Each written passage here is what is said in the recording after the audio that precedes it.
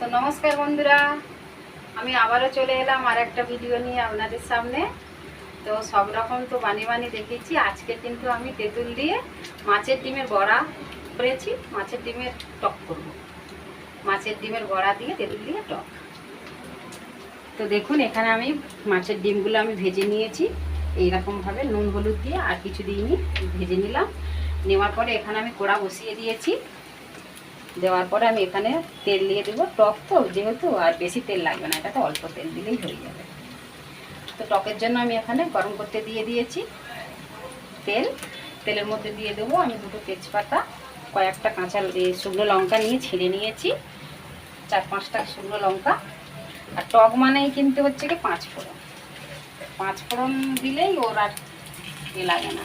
এখানে 5 ফোড়ন দিয়ে দিলাম পরিমাণ মতো। দেওয়ার পরে একটু নেড়ে করে এখানে একটু ভেজে নেব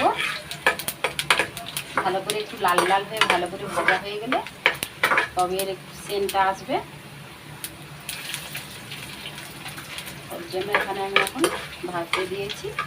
ওর মধ্যেই দিয়ে দেবো এখন। তো দেখতেই পাচ্ছেন ভাজা হয়ে গেছে এখানে। ওর মধ্যেই দিয়ে দেবো আমি এখন হলুদ গুঁড়ো পরিমাণ মতো। দেওয়ার পরেই আমি যে তেঁতুল দিয়ে যে জলটা গুলে রেখেছি এই জলটাই দিয়ে দেবো।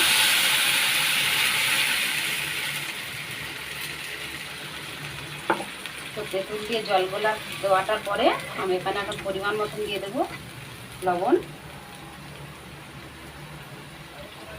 যেহেতু আমি মাছের ডিম ভাজতে দিয়ে ওখানে নুন দিয়েছি, ওর জন্য এখন অল্প করে লবণ দিয়ে দেবো। আর যেহেতু তেঁতুল দিয়ে টক তো, ওর জন্য একটু চিনি দিতে হবে, দিলে স্বাদটা ভালো হবে। তো এখানে দেখুন আমার টকের ঝোলটা কিভাবে ফুটছে, ভালোভাবে ফুটছে। তেঁতুলের টক তো, ওর জন্য এরকমই লাগবে, আপনারা সবাই জানেন তেঁতুলের টক দেখতে একটু কেমন লাগে। তো এখানে এখন সব বড়াগুলো দিয়ে দেবো আস্তে আস্তে।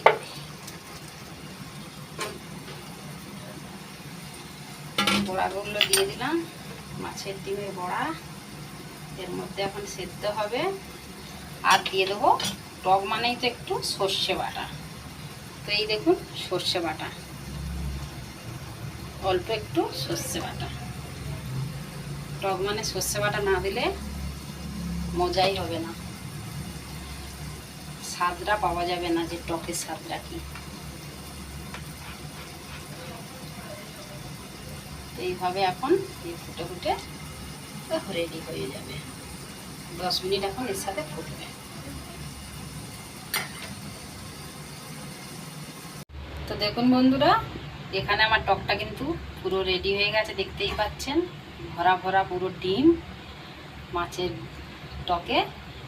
তো টকটা হয়ে গেছে, খুব সুন্দর মজাদার হয়ে গেছে। চলে আসো এখানে ঢেলে দেখিয়ে দিই, স্টিলের এতে ঢালি তেঁতুলের টক।